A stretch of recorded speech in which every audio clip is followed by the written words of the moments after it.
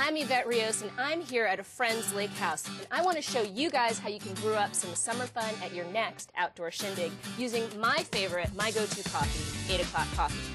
So chocolate-covered espresso beans, lots of people really dig these. They're pretty expensive when you buy them in a candy store, but they're super easy to make.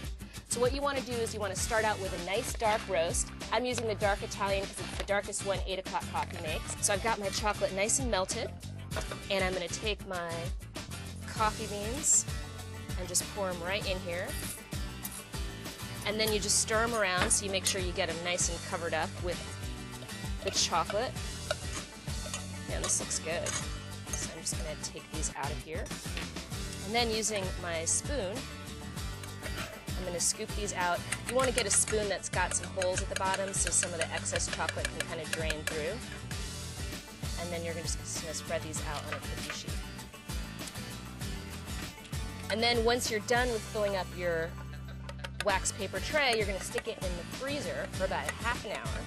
And then they're nice and hard, and you can use these to garnish other things, delicious things that I'm going to show you guys how to make in just a little bit.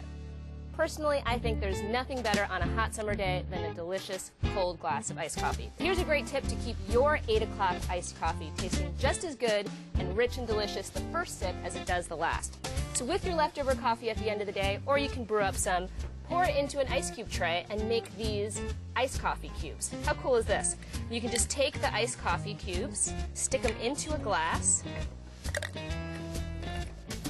and what's great about this is as these melt up, it's not going to water down your coffee. It's going to be nice and strong. Now I've got some iced coffee that I've already chilled, but if you don't, here's another really great tip. Put a spoon in the glass while you're pouring the coffee in, because the spoon, the metal of the spoon will actually absorb the heat and won't crack the glass. Really great tip. Okay, so now I'm going to pour my coffee in.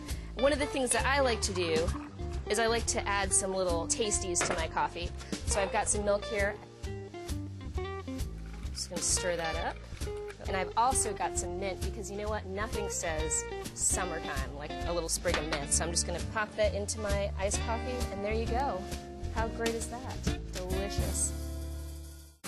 No summertime shindig is complete without a fruit salad, and I've got a really great dip for your fruits using 8 o'clock coffee. So you start out with some sour cream, and you use a whole container. I'm just going to put this into a nice mixing bowl. And then you're going to use 3/4 of a cup of brown sugar. I've got it already measured out. Stir that in. And then to this, I'm going to add 1/3 of a cup of 8 o'clock coffee. Just going to kind of eyeball it. Seems about right. I'm just going to mix that together. And then once it's thoroughly mixed, it's ready to serve. It's that easy, and it's so delicious. Okay, here we go. I'm going to try a little cantaloupe.